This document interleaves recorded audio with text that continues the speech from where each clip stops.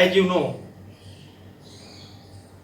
you have entered in class 11th just after passing the class 10th. अभी अभी आप लोगों ने कक्षा 10th को पास करके कक्षा 11th में प्रवेश किया है। और जानकारी के लिए मैं बता दूं कि भूगोल अगर आप पढ़ने जा रहे हैं तो भूगोल में 2 टेक्स्ट बुक है। 2 टेक्स्ट बुक है थियरी का और 1 टेक्स्ट बुक है आपको प्रैक्टिकल का। आपका पूरा सिलेबस प्रोवाइड करा दिया गया है और बुक नंबर 1 जो फंडामेंटल्स ऑफ ज्योग्राफी है उसका पहला चैप्टर से हम लोग शुरुआत करेंगे। तो चलिए, you all are welcome in my geography class and your first chapter is geography as a discipline. Geography as a discipline अर्थात एक विषय के रूप में भूगोल, यह फंडामेंटल्स ऑफ ह्यूमन ज्योग्राफी का अर्थात बुक 1 का पहला चैप्टर है। स्टूडेंट्स, ज्योग्राफी शब्द आते ही हमारे दिमाग में यह बात आने लगती है कि ज्योग्राफी है क्या, इस टर्म का सबसे पहले प्रयोग किसने किया, इसको सबसे पहले किसने परिभाषित किया, इसका एक्यूरेट परिभाषा क्या होगा, साथ ही इसके कौन कौन से ब्रांचेज हैं और इसके कौन कौन से सब ब्रांचेज हैं, साथ ही इसका इंपॉर्टेंस क्या है। ज्योग्राफी जो शब्द है वो सबसे पहले जिस भूगोल वेता के द्वारा यूज किया गया, प्रयोग में लाया गया, प्रयोग किया गया, उस भूगोल वेता का नाम है इरेटोस्थनीज। तो इरेटोस्थनीज ने बताया कि ज्योग्राफी 2 मूल शब्दों से बना है, जियो और ग्राफी। जियो का तात्पर्य अर्थ से है और ग्राफी का तात्पर्य स्टडी से है अर्थात डिस्क्रिप्शन से है। अगर सिंपल तौर पर हम माने तो स्टडी और डिस्क्रिप्शन और explanation of the earth surface is known as geography. Students, geography को भिन्न भिन्न विद्वानों ने अपने अपने तरीके से परिभाषित किया है और उनमें से ज्योग्राफी को परिभाषित करने वाले 2 विद्वानों का नाम और भी आता है। उसमें एक है रिचर्ड हॉटसन और अगले हैं हेटनर। रिचर्ड हॉटसन ने कहा, geography is concerned with the description and explanation of the areal differentiation of the earth surface. अर्थात भूगोल का उद्देश्य धरातल की प्रादेशिक या क्षेत्रीय भिन्नता का वर्णन एवं व्याख्या करना है।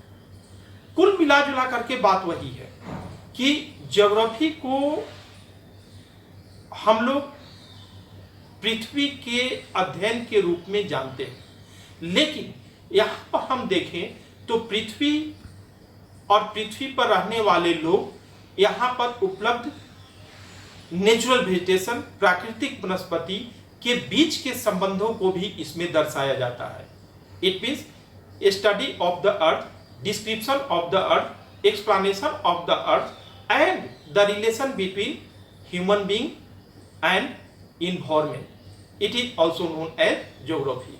चलिए, ज्योग्राफी को परिभाषित करने के पश्चात हम लोग अब आते हैं कि ज्योग्राफी के कौन कौन से अप्रोचेज हैं।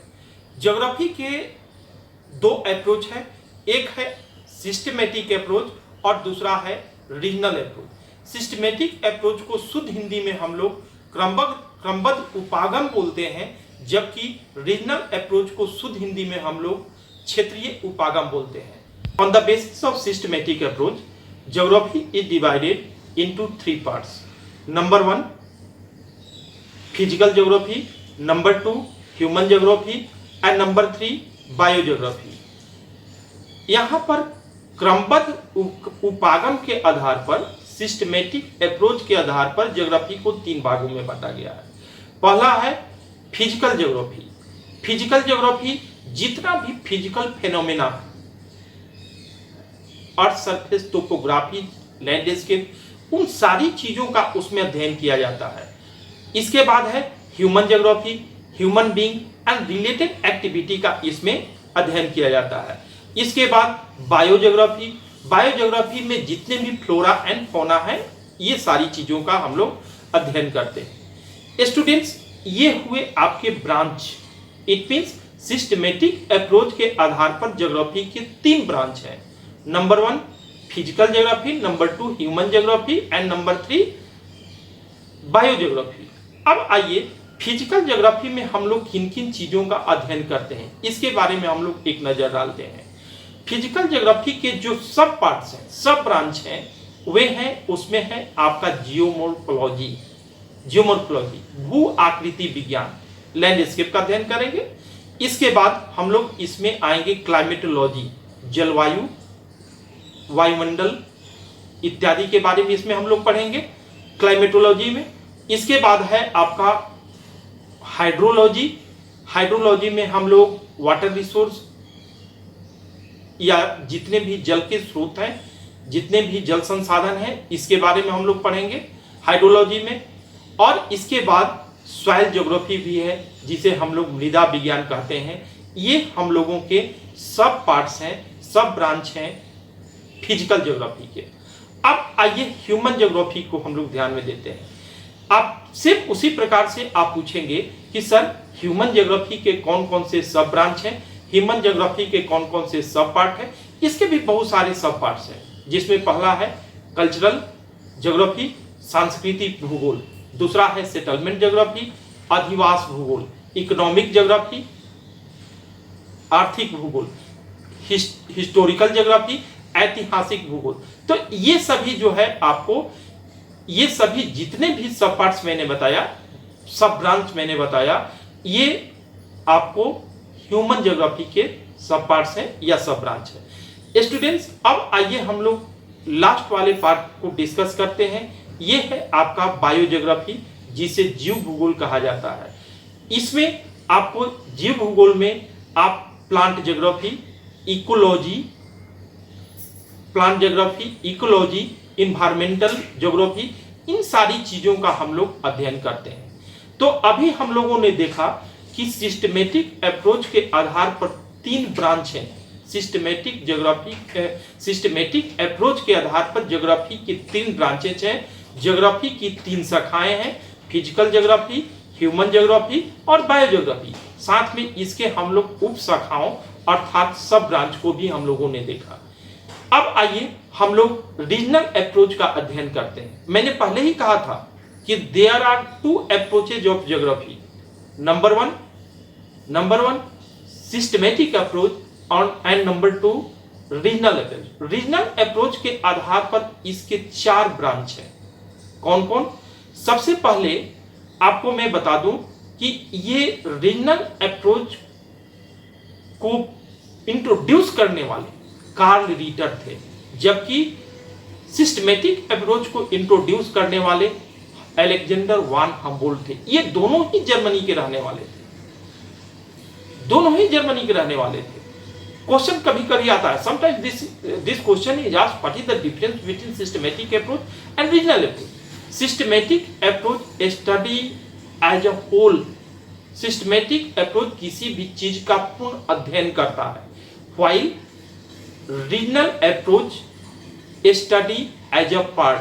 रीजनल अप्रोच जो है किसी भी चीज को उसको अलग अलग टुकड़ों में अध्ययन करता है, अलग अलग भागों में अध्ययन करता है, अलग अलग खंडों में अध्ययन करता है। जैसे पूरे विश्व का हम लोग अध्ययन कर रहे हैं, पूरे वर्ल्ड के नेचुरल वेजिटेशन का अध्ययन कर रहे हैं, पूरे वर्ल्ड के सॉइल का अध्ययन कर रहे हैं। What is this? This is systematic approach. And if we are going to study only the natural vegetation of India or Nepal or Bhutan or China etc., that is regional approach. तो systematic approach किसी भी चीज को as a whole study करता है, जबकि regional approach किसी भी चीज को एज अ पार्ट अध्ययन करता है। अब रीजनल अप्रोच के आधार पर मैं आपको बता दूं कि इसके 4 ब्रांचेज हैं। पहला है रीजनल स्टडी। कहीं भी आप जाएंगे तो किसी भी क्षेत्र का पहले अध्ययन करेंगे, रीजनल स्टडी। अब उस क्षेत्र को विकसित करना है आपको, क्षेत्र पर कुछ आपको काम करना है, तो सबसे तो पहले आपने क्षेत्र को अध्ययन किया, तो ये हुआ आपका रीजनल स्टडी। इसके बाद दूसरा जो स्टेप आता है वो आपका है रीजनल प्लानिंग। रीजनल प्लानिंग का मतलब हुआ नियोजन, क्षेत्रीय नियोजन। अब उस पर आप प्लानिंग करेंगे। जब प्लानिंग आपका शुरू हो जाएगा तो ये होगा क्षेत्र रीजनल डेवलपमेंट। तीसरा स्टेप आपका है रीजनल डेवलपमेंट, क्षेत्रीय विकास, और फाइनली होता है regional analysis. So there are 4 steps, 4 branches of regional approach. Number 1 regional study, number 2 regional planning, number 3 regional development and number 4 regional analysis. तो ये सारी चीजों को हम लोगों ने पढ़ा।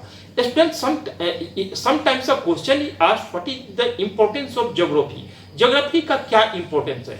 आपको मैं बता दूं कि ज्योग्राफी का स्कोप बहुत ही ब्रॉड है, बहुत ही ब्रॉड है।